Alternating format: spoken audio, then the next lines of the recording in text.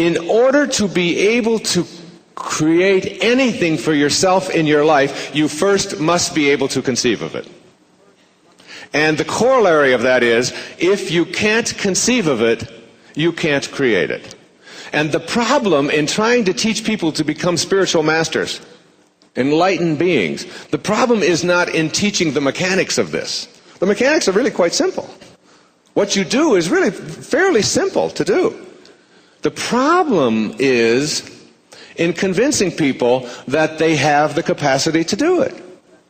Because most of us are stuck in something, now I do have to write this, I'm sorry, something called a paradigm. A paradigm. And a paradigm is a way of thinking or behaving which traps us into believing, like the father with his son, into believing a truth because we've had it drilled into us by so many people that we can't think any other way. And that's why I say this first key is so important. You have to be able to let go of your past. And before we take a break, I am going to try to give you, I'm not going to try, I'm going to give you the formula for doing that. You can also get stuck in a paradigm in your life, in lots and lots of areas. Most of us have these kinds of things that we hang on to and that we believe so strongly because we have been conditioned by all of our well-meaning sort of other egos who have shown up in our life to guide us and have directed us on a path that is mostly directed by our lower identities. And while we pay some attention to our higher identities, we usually just do it on Sunday mornings or Saturday evenings. And the rest of the time we have sort of a whole different way of approaching it. And a paradigm is something, now I have a teacher that I work with that is really, I think, a very enlightened being. And he told me, he said, if you want to get out of the paradigms that you're in, and I was like, me? I'm Wayne Dyer.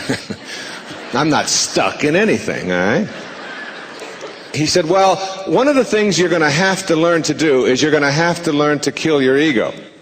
I said, well, I really can do that. I can kill my ego. I said, what's the test? How do you know when you've killed your ego?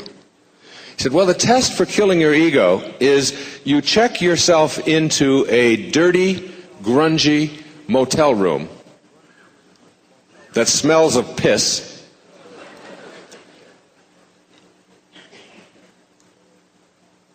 and you stay in that room until it no longer matters whether you're there or not, and whether anyone visits you or not. And the minimum stay is 3 months.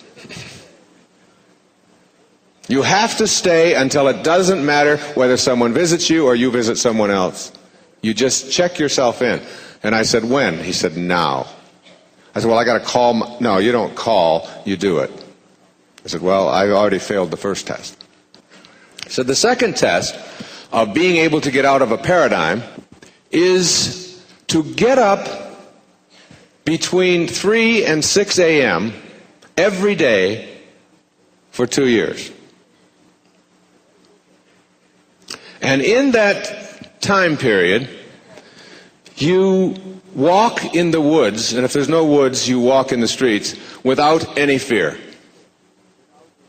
You abandon fear and you walk. Or you run.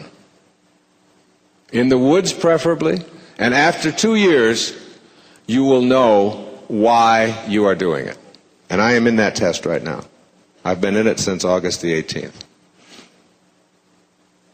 Another paradigm that I've learned to transcend was when I went through a week of training with Taekwondo.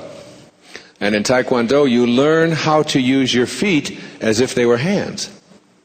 Now, most of us have been taught that our hands do certain things and our feet do certain things. Our feet are for walking, our hands are for picking things up. But you can learn in quite a short time, if you have banished all of that doubt, and opened yourself up and had that willing suspension of disbelief, if you willingly suspend that, you can train your feet to do everything that your hand can do.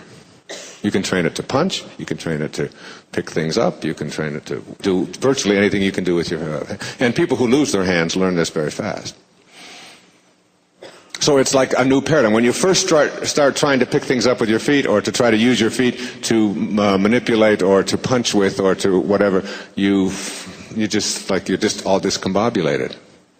Now these are just sort of physical things. You can do this in the area of eating. You can do this in the area of your relationships. So look at the energy of your life. The energy of the foods that we eat, the shows that we watch, the places that you accumulate, the friends that you have, the people that find fault with what you're doing. Look at all of the way, even a simple little thing like feng shui, which is a Chinese form of how you arrange the furniture in your, it's so cool. But I've got a lady who works with me over in Maui, and every time I go away, she'll come back and she'll have this thing moved over here and this thing over there, and I'll say, but I like this here. This is where I shave. No. The feng shui of that isn't quite right, and you don't want to have a red next to you. I just listen to her. My place is one of the most pleasant and beautiful places. Of course, having it on the ocean has a lot to do with it as well. But I believe that energy is in everything. Change the energy of your life and reconnect to the energy of spirit. Spiritual energy is healing energy. And also the way that we talk to ourselves. How do you talk to yourself? If you think, here's one of my favorite quotes, the creative source in your life. Here it is right here, this creative source. This source reacts to your belief in shortages with a fulfillment of your belief. If you believe there's shortages out there and you can't attract them into your life, now this is a source that is unlimited abundance. It just is a constant state of creating. It's always creating, okay? So it doesn't know anything about shortages. If you come to this source with a belief that there are shortages in terms of your life, it will fulfill your belief.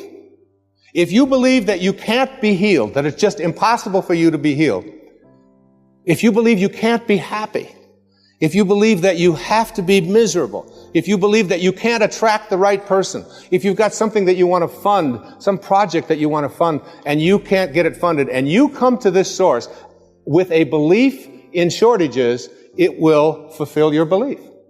It only knows how to be. Remember what I said earlier. You are at one with this, and you are also at one with all of its principles.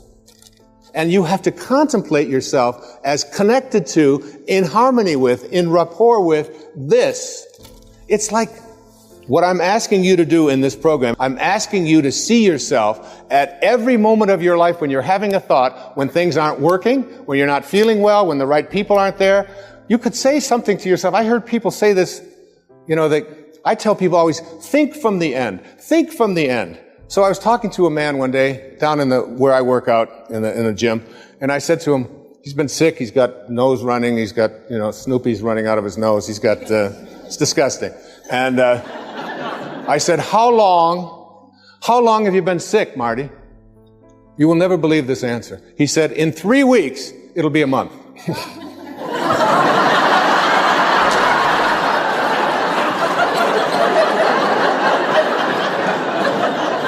What kind of thinking is that? And if it doesn't work out for some reason, I don't use blame, I don't get anger, I just simply say to myself, this is the way it is supposed to be, and I'm at peace with it. I choose to be at peace because this is peace. You want to watch the resistance. What kind of self-talk do we have? If you think about what is missing in your life, and you talk to other people about what is missing in your life, and you share a lot with what's missing in your life. I'm missing the right person. My soulmate has never showed up, I'm missing the money. I don't have them. And you talk about all the things that are missing in your life. Here's your connection to source. Remember, you're always connected. The question is, are you ready to stop living at ordinary levels of consciousness? Are you willing to live at a spiritual level of consciousness in which you are in rapport with that which provides everything? So if you're thinking about what's missing and you go to this universal source asking to have fixed what is missing in your life, you'll have your belief in what's missing continue to be refocused for you. In the Old Testament it says, as a man thinketh, so is he. If you think about what is missing, don't be surprised if you keep attracting what's missing into your life. If you think about what always has been, then don't be surprised if what always has been is what keeps showing up in your life. Because thoughts are energy. And the thought of it's always been this way and there's nothing I can do, resistance. What emotion am I feeling? Frustration. I want to change that. What is my guidance system? I'm going to see how in harmony am I with this energy of source, with the energy of intention. How in harmony with it am I? The source of all doesn't know anything about things being missing. There's nothing missing in this universal source. And you emanated from that. You are a piece of that. If you're always thinking about what they want for you, and there's no shortage of them, they're called relatives. I'm going to write a book someday that's going to be called Your Friends Are God's Way of Apologizing for Your Relatives.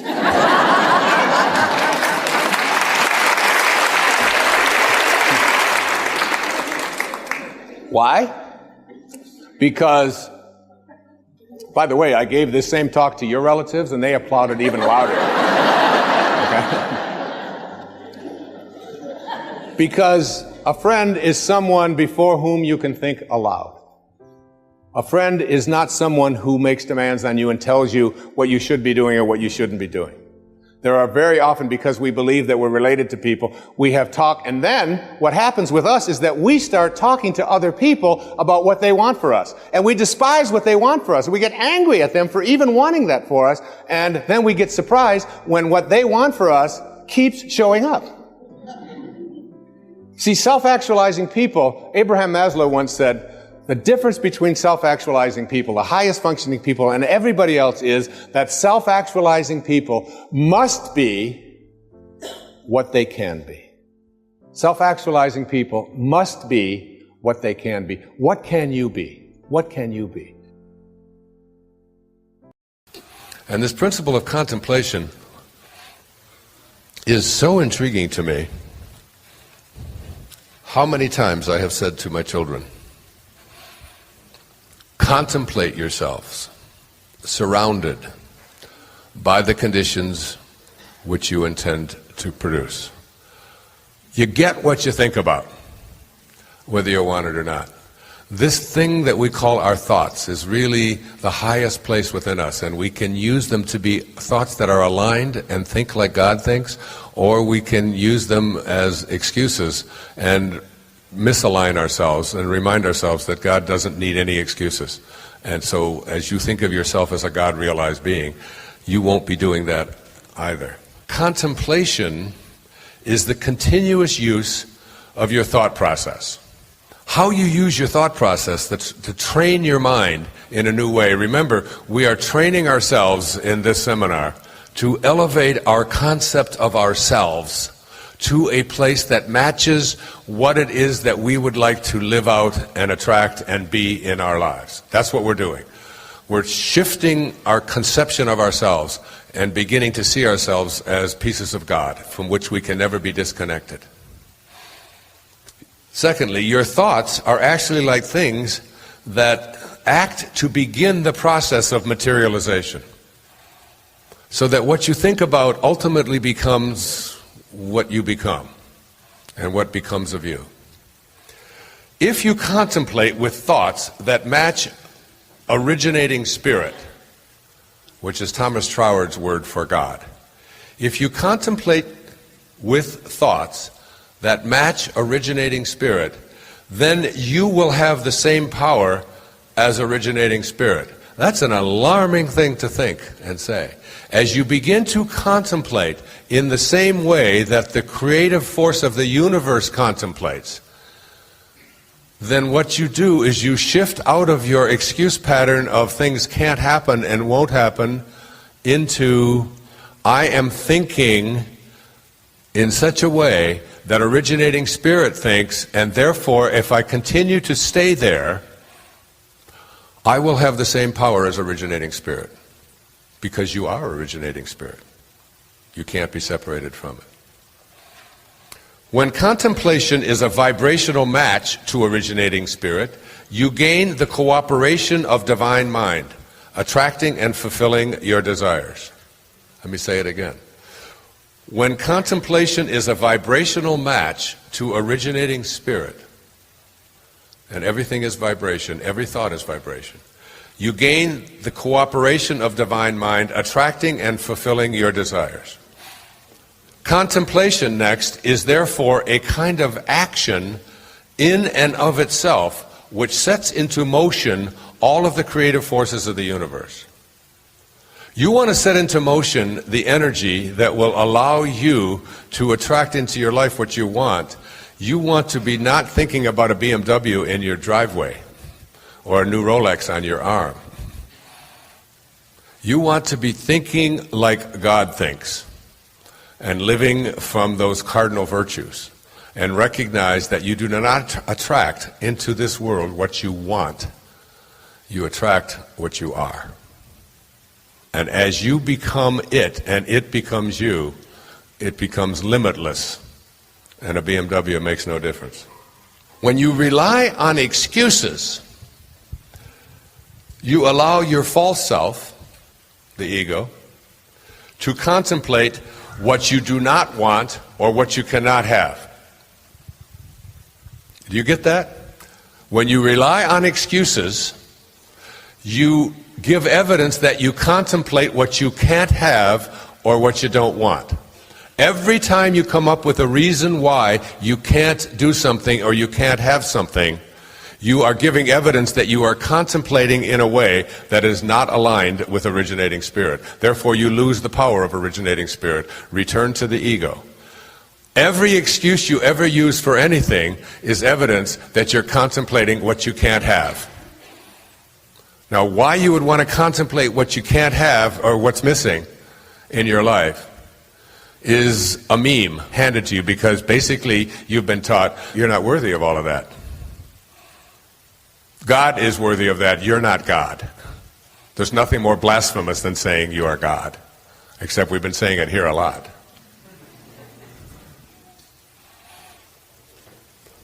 The presence of excuses in your life is evidence that you contemplate what you can't have or can't do, rather than the infinite possibilities that are inherent in your divine self. Resist not evil means giving up fighting your problems. I want to stress again the significance of removing force from your life as a way of achieving a problem-free life. When you become a fighter against anything, you join forces with that which created the problem in the first place. When Mother Teresa was asked during the Vietnam War, "Will you join our march against this war?" she replied, "No, I won't. But if you have a march for peace, I'll be there." When we put our collective energy on what we are for, bringing kindness and love to bear on our differences of opinions, the need to resist ends. It is only through a change in consciousness that our world will be transformed. This is true of your life and all of your problems as well. Hold no one or no thing in judgment. In the material world, we often find ourselves in conflict because of our opinions about right and wrong. You cannot bring spiritual harmony into problem resolution as long as you accept the idea that one side is right and the other is wrong. Letting go of judgments and simply finding a way of bringing non-judgmental harmony to a problem eliminates the ego's need to make someone wrong, which inevitably exacerbates the problem. One of the most compelling ideas I have personally learned regarding judgment is this: when you judge another person, you do not define them. You merely define yourself as someone who needs to judge. Just because you make an assertion that someone is stupid or cheap or arrogant or flighty or promiscuous does not define that person.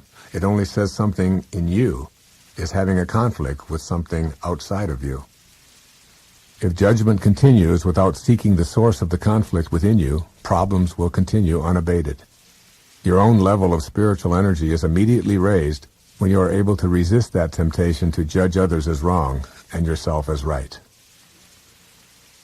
True nobility is not about being better than anyone else. It is about being better than you used to be. Knowing that you have just as much to teach me as I to teach you affirms for me that I am not better than any person out there on this planet. Yet at the same time, I know that I am better than I used to be. Much better. I am no longer dominated by my ego's need to be right, to accomplish and triumph. I now ask how may I serve before wondering what's in it for me. I teach meditation rather than medication, and I'm a better father, husband, and son than I once was. You must slow down to speed up your spiritual energy. Ironically, fast-paced, frantic activity is a very low, slow form of energy. When your mind and your body are in a constant state of worry and anxiety, meeting deadlines and scurrying to keep the next appointment, remember that in the world of physical form, the actual energy pattern is extremely slow. Hence the irony: when you slow yourself down and emanate peaceful, tranquil thoughts, you actually send the anxiety and stress out of your life. Similarly, when you meditate, you bring God's silent love into your present moments. By slowing your mind and freeing it from the endless chatter of thoughts competing against other thoughts, you allow the fastest vibrations of spirit to enter. I have used a technique in traffic to slow my mind down and consequently allow the peace of God's fast vibrations to be present within me. When I am stopped at a red light, I usually choose to use this minute to still and stop my mind as well. I find that I can simply close my eyes, meditate for the prescribed stoppage time, and experience the peace of that moment. I have also discovered that there is almost always someone behind me who will give me a considerate wake-up honk to remind me that my meditation time is up. Here is one of the most famous prayers of all time. It's the prayer of St. Francis of Assisi, upon which the remainder of this program is based. Lord, make me an instrument of thy peace. Where there is hatred, let me sow love. Where there is injury, pardon. Where there is doubt, faith. Where there is despair, hope. Where there is darkness, light. Where there is sadness, joy. O divine Master, grant that I may not so much seek to be consoled as to console, to be understood as to understand, to be loved as to love. For it is in giving that we receive, it is in pardoning that we are pardoned, it is in dying to self that we are born to eternal life. St. Francis of Assisi. My sister-in-law, Marilyn, was driving on the Lodge Freeway in Detroit with her husband, my brother, and their 3 children in the back seat. Now, she is a hardcore, linear, left-brain skeptic. I mean, you had to show me. Otherwise, it doesn't exist for her. Medicine was her model. Anything that has to do with the mind, very skeptical. This car jumped the guardrail on the other side, on the southbound lane, and landed right in her face at 60 miles an hour. She saw the wheels coming and land right there. Every bone in her face was broken. Her kidneys were punctured. She had internal bleeding and was in intensive care for 13 weeks. They took her into the hospital unconscious. And no one thought that she was going to survive the night. She was really in bad shape. And they performed surgery on her for 14 hours. And there was a team of surgeons, 6 of them. And they were talking during the surgery. As you can imagine, for 14 hours you would be talking. My sister-in-law reported to me in 1971, when I was 31 years old, and just sort of starting on this path, that she watched the entire surgery. She said, Wayne, you're the only person, you're the only weird one in the family. All right? And you're weird enough to believe this, you know. So anyway, Marilyn said to me, Wayne, she said, what happened is that I left my body. And she said, I went up to the corner of the room. I was surrounded by this light, and I was in the presence of God. It was like a consciousness. It was like, I can't describe it because it doesn't have boundaries. It didn't have form, but it was a magnificent light. And I was there, and there was this tunnel. And I could have gone through this tunnel, and I had the choice, and it was so peaceful, and it felt so good. It was the most blissful I've ever been in my life. And she said, and I watched the surgeons performing on me, And I watched them working on my body, knowing that that wasn't me. When she came out of it after 14 hours of surgery, there were two of the surgeons, they were voting on whether they should continue this or not, or whether they should just pull the plug. She had very little heartbeat at all, and she was so badly punctured internally, and her bleeding was so bad, and there was infection and so on, that they just didn't think she would, and if she did survive, they thought it was. So two of them were saying, let's just give up on this, and go on to other people. The four doctors prevailed, who said that we really believe that we can save this person. And Marilyn then made it. She had three little children, my two nephews and one niece were in the backseat. They were just little children at the time, 2, 4, and 5. And Marilyn decided that she could re-enter, even though it was painful and didn't want to do it. She was it's like given the choice. And she went back. And when she came out of it, she told the surgeons which ones had said, let's give up on it, and which ones had said, let's stay with it. And she had gave them word for word what they had said in this event. And she said it was at that time that I became really, truly aware. And she said since then, she has gotten to meet some of what they call NDEers, near-death experiences. And that everybody who has this near-death experience, Raymond Moody writes about it, has the same thing to report. And that is that when they come back, and they do it reluctantly, they have what we call the big picture. And since then, I mean, you wouldn't believe my sister-in-law. She is the calmest, most loving, easiest going. You can't get to her. You can't get to her. She has an inner candle flame that never flickers, though the worst goes before her. And the worst is my brother. And he goes before her all the time. And he's very linear. He's an insurance, he's a wonderful, loving, beautiful person. All of his stuff is motivated out of caring and concern. He wants to always, but he wants to do so damn much that it becomes like, all right, enough, I got the map, all right, yeah, but do you know which turn to make? Yeah, I know. And it's half an hour of that kind of, and she just sits there and just reads. And when there's a family squabble and people get themselves all upset, she just picks up a book and just excuses herself. And she goes over into the corner, and the kids say, when someone will be around, their friends, they say, what's with your mom? And they all say, oh, she's got the big picture. It's like having the big picture. And these people, all of them report when they come back from that, they have this like near-death experience. It's like tension and stress and anxiety and fear and all of that stuff that occupies so much of our lives is just gone. It's just not a part of the consciousness any longer.